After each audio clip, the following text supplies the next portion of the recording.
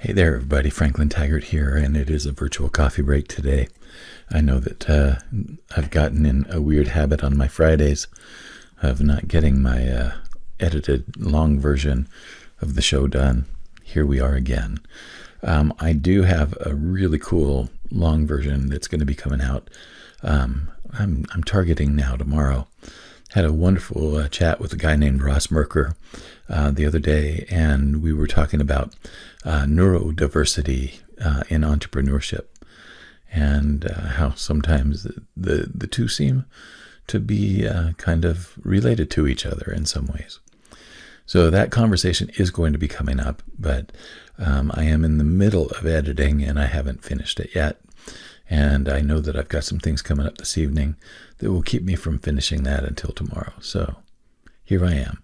It's a coffee break instead of the long show on Friday. I spent a good part of the morning today at Founded in FoCo. I mentioned it the other day that I was on a podcasting panel. And I loved being there.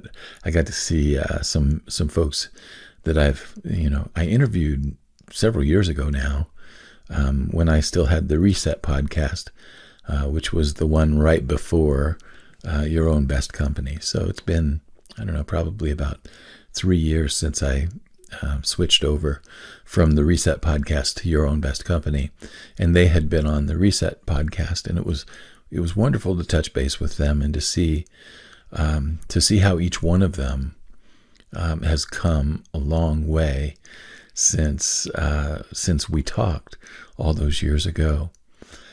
Seth Silvers was one of the. He was the one that I actually. He contacted me to be a part of the panel, and he had done a really wonderful presentation on podcasting just prior to that. But I remember when I met Seth, now going on at least 4 or 5 years ago, that he had just started his company Story On, and it was all about business storytelling. And ever since then, it's become a lot more streamlined and a lot more focused on podcasting. But Seth runs a really wonderful company. He's got a lot of innovative ideas, and he's the kind of they like to get people started in their podcasts and build them from the ground up and help them produce them and everything.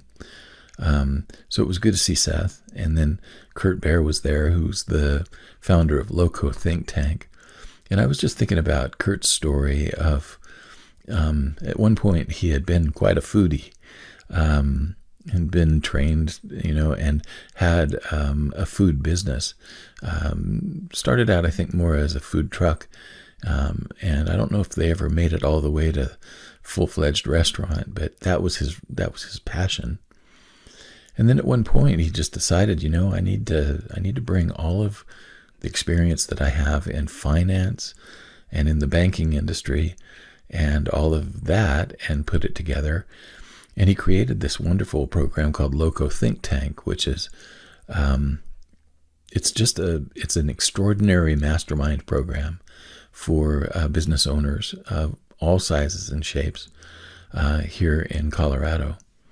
And that program, when I first interviewed him, it had just really started.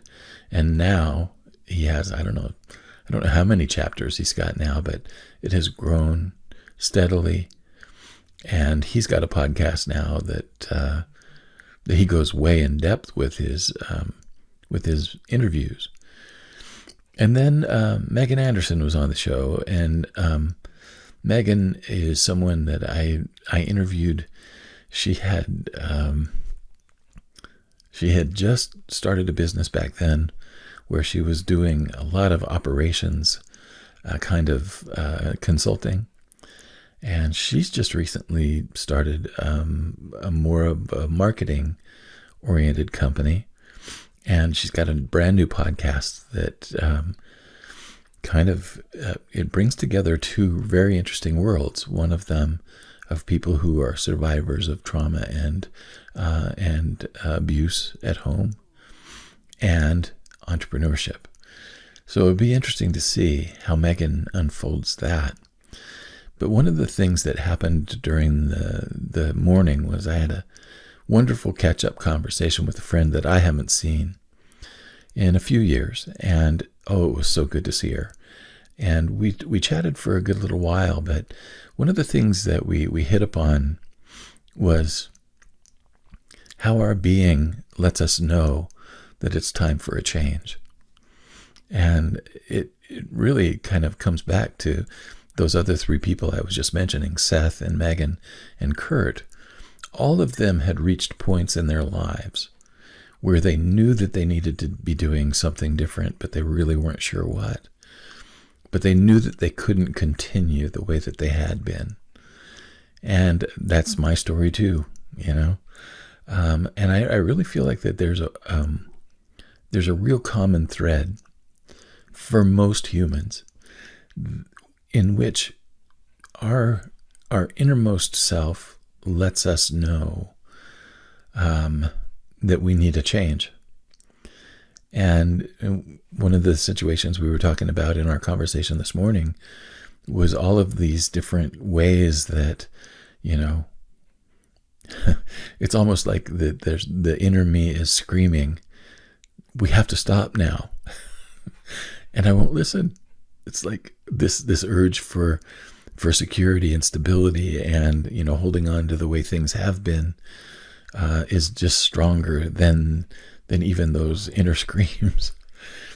But I really feel like that one of the things that we need to learn to do as we grow is to heed those voices and those prompts that our inner being brings forward.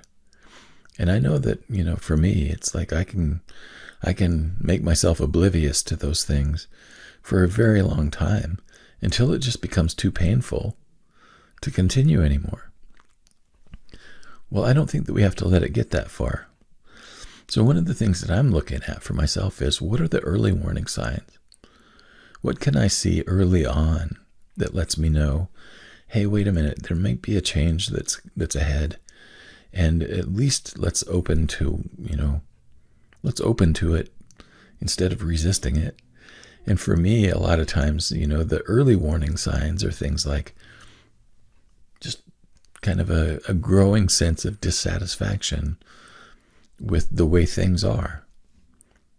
Well, maybe that's the point now where I've got to say, okay, I'm starting to see that dissatisfaction arise. Now, before it gets to the point of excruciating rage, why don't I start looking at, are there things right now that are kind of triggering my curiosity? Are there things that are really starting to poke themselves into my imagination as possible things to happen? And instead of, you know, staying in a state of resistance and trying to hold on to the way that things have been, seeing that dissatisfaction early on and being willing at that point to say, I am opening to whatever is next. I don't know what it is. I don't even know what to look for. But I do know that my being is starting to get restless. My being is starting to say, oh, there's another time, or there's another vista that we want here, right? So I was really struck by that conversation. And again, I don't have any easy answers, but I am wondering, when do you become aware? When do you start becoming aware that your deepest self really wants change, really wants something new, something different than it already has? I'm curious to hear. So if you have any thoughts about that, feel free to share in the comments. I appreciate your time and attention as always. I'm going to be on my way now. But your two precious commodities of time and attention, I am just honored that you would spend any of them with me. Have a wonderful whatever it is where you are, and I'll be back again tomorrow with that wonderful interview with Ross Merker. So hold on tight. We'll see you then. So long.